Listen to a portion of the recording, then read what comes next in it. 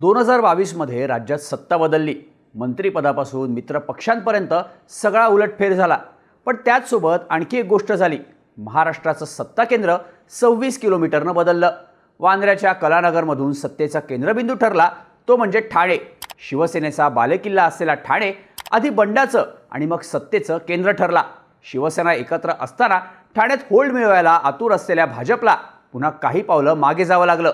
लोकसभेलाही ठाण्याच्या जागा या निकालामुळे नाही तर जागा वाटपामुळे चर्चेत आल्या. त्यामुळे इथं काटाकाटी आहे. ठाकरे विरुद्ध शिंदे, ठाकरे विरुद्ध भाजप अशा थेट लढती आणि शिंदे विरुद्ध भाजप अशीही किनार. पालघरमध्ये महाविकास आघाडीनं एकी दाखवली आहे, पण इथं भाजपचा लोड मोठा आहे.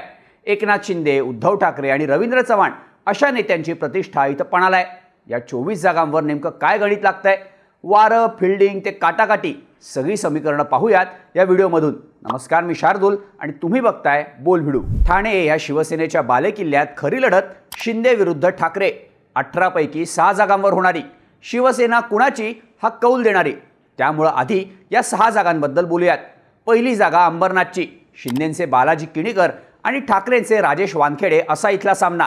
सुरुवातीला किणीकरांना विरोध झाला. अँटी इन्कम्बन्सीची चर्चा झाली, पण शिंदे पितापुत्रांची ताकद त्यांच्या मागे उभी राहिली. पण ठाकरेंच्या वानखेडेंनी मनसे ते वंचित अशा बेरजा करून ग्राउंड पक्क केलंय. त्यामुळं इथं फाईट घासू नये. पुढची जागा भिवंडी ग्रामीणची. इथं शिंदेंचे शांताराम मोरे विरुद्ध ठाकरेंचे महादेव घाटाळ अशी लढत आहे. भाजपच्या स्नेहा पाटील इथं अपक्ष म्हणून लढतायत, पण त्या मोरेंना फार डॅमेज करणार नाहीत अशीही चर्चा आहे. मोरेंचा बेस पक्का असला तरी आता अँटी इन्कम्बन्सीमुळं त्यांना काहीसा धोका आहे. ठाकरे गटानं इलेक्शनमध्ये चुरस भरली आहे, पण शिंदेंचा फोर्स मोरेंच्या मागे. त्यामुळं इथली लढाई सुद्धा घासून. पुढचा मतदारसंघ कल्याण पश्चिम. शिंदेंचे विश्वनाथ भोईर विरुद्ध ठाकरेंचे सचिन बासरे मैदानात.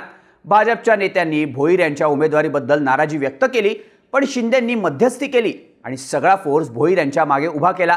बासरेंनी प्रयत्न केले असले तरी शिंदेंच्या आखणीमुळं इथं धनुष्यबाण जोरात असल्याची चर्चा आहे. पुढची जागा कोपरी 5 पाखाडीची. मुख्यमंत्री एकनाथ शिंदेंची.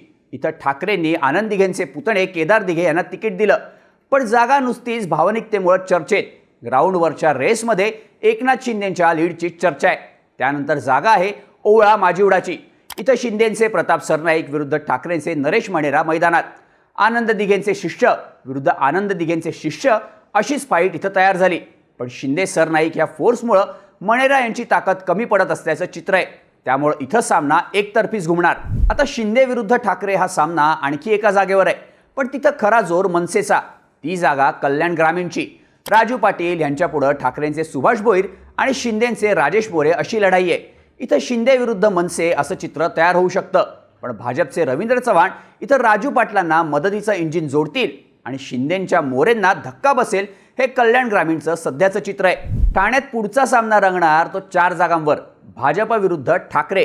आता ठाकरे विरुद्ध शिंदे सामन्यात भाजपची भूमिका एका जागेवर महत्त्वाची, पण भाजप विरुद्ध ठाकरे सामन्यात काटाकाटीची चर्चा मोठी. कशी तेच बघूयात. पहिली जागा ऐरोलीची. भाजपच्या गणेश नाईकांना ठाकरेंच्या MK मडवींचं आव्हान, पण इथं शिंदेंचे बंडखोर विजय चौगुलेही अपक्ष म्हणून मैदानात. नाईक जागा काढतील असं इथलं चित्र, कारण लढत तिरंगी.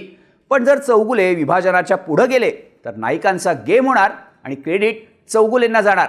नाईक आणि शिंदे समर्थकांमध्ये न जाणारा विस्तव हा इथला अंडरकरंट. त्यामुळे इथं फाईट आहे. पुढची जागा डोंबिवलीची. इथं भाजपचे रवींद्र चव्हाण विरुद्ध ठाकरेंचे दीपेश म्हात्रे.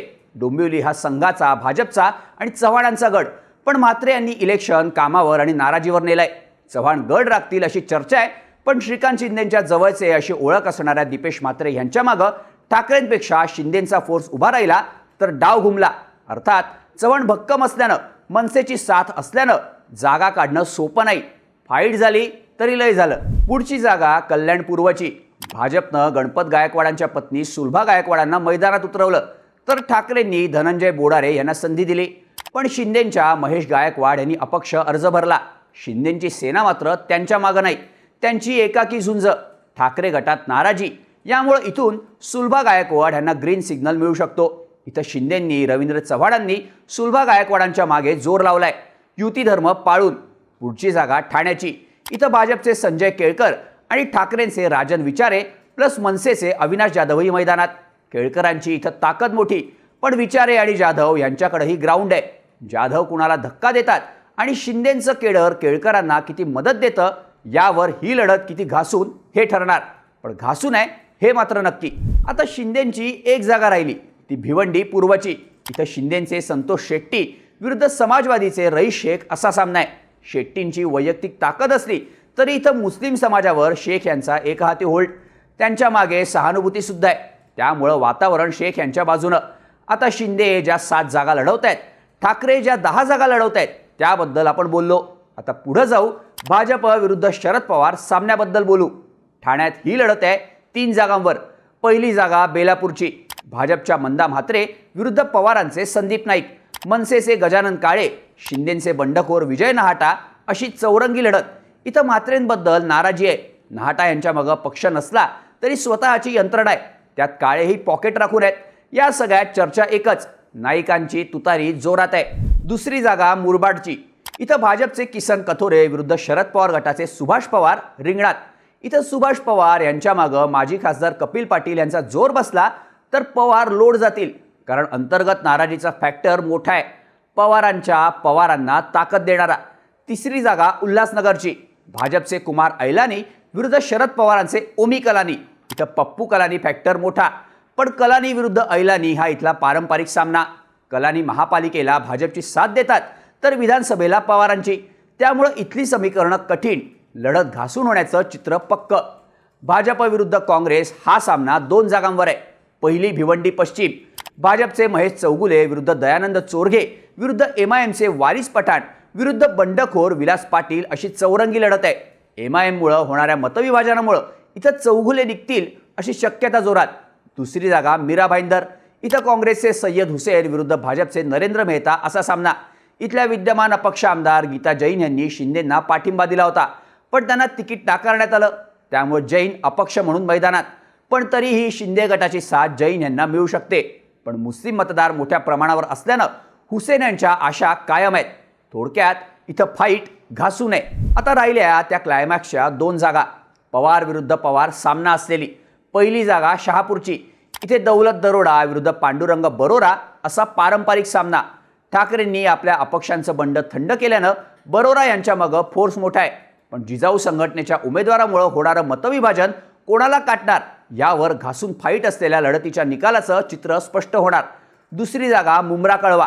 पवारांच्या जितेंद्र आव्हाड यांच्या पुढं दादांनी नजीब मुल्ला यांना ताकद दिली. नजीब मुल्लांनी जागा रेसमध्ये आणली असली तर या मुस्लिम बहुल मतदारसंघात आव्हाडांचा जोर मोठा आहे. चकवा बसण्याची शक्यता नाहीच जमाय. हे झालं ठाण्याचं. 18 जागांचं. आता बोलू पालघर जिल्ह्याबद्दल. पहिली जागा वसईची. बहुजन विकास आघाडीचे हितेंद्र ठाकूर, काँग्रेसचे विजय पाटील आणि भाजपच्या स्नेहा दुबे अशी तिरंगी लढत. पण इथं एकच गप्पा, ओनली बवियाचे अप्पा. त्यामुळे ठाकूर यांचं पारडं यंदाही जड असल्याचं चित्र. नंतर येते नालासोपाऱ्याची जागा. इथे बवियाच्या हितेंद्र ठाकूर यांचे चिरंजीव क्षितिश ठाकूर, भाजपचे राजन नाईक विरुद्ध काँग्रेसचे संदीप पांडे असा सामना. ठाकूरांना मागच्या इलेक्शनला टेन्शन निर्माण झालेलं, पण यंदा तिरंगीत पुन्हा शिट्टीच वाजणार असं इथलं चित्र. नंतर बोईसरमध्ये बवियाचे राजेश पाटील, शिंदेचे विलास तरे, ठाकरेंचे विश्वास वळवी असा सामना आहे. बवियाच्या ताकदीसोबतच राजेश पाटील यांचा वैयक्तिक संपर्क दांडगा. पण माजी आमदार असल्यानं विलास तरे कमी नाहीत आणि लोकसभेला लीड ओढल्यानं भाजप मागे हटणार नाही. त्यामुळं इथं पाटील विरुद्ध तरे ही लढाई घासून होऊ शकते. पालघरमध्ये शिंदेचे राजेंद्र गावित विरुद्ध ठाकरेंचे जयेंद्र दुबळा असा सामना आहे. वनगांची मिटलेली नाराजी, भारती कांबडी यांचा प्रवेश आणि शिंदेंचा फोर्स या गोष्टी गावितांच्या पथ्यावर पडू शकतात. त्यामुळं इथं फाईटची चर्चाच नाहीये. त्यानंतर विक्रमगडची जागा. शरद पवार गटाचे सुनील भुसारा विरुद्ध भाजपचे हरिश्चंद्र भोये अशी फाईट. भुसारा जड जात असले तरी इथं भाजपनं पूर्ण ताकद लावून जागा रेसमध्ये आणली आहे. पुढची जागा आहे डहाणूची. इथे माकपचे विनोद निकोले विरुद्ध भाजपचे विनोद मेढा असा सामना. माकपचं वर्चस्व, मवियाची आणि बवियाची साथ आणि निकोले यांची साधा माणूस ही इमेज, यामुळं निकोले इथून वन साईड निघतील असं चित्र आहे. थोडक्यात विषय असा आहे की ठाण्यात शिंदे विरुद्ध ठाकरे सामन्यात शिंदे जड, ठाकरे विरुद्ध भाजप सामना कुठं घासून कुठं निवान, इथंही शिंदे फॅक्टरच मोठा.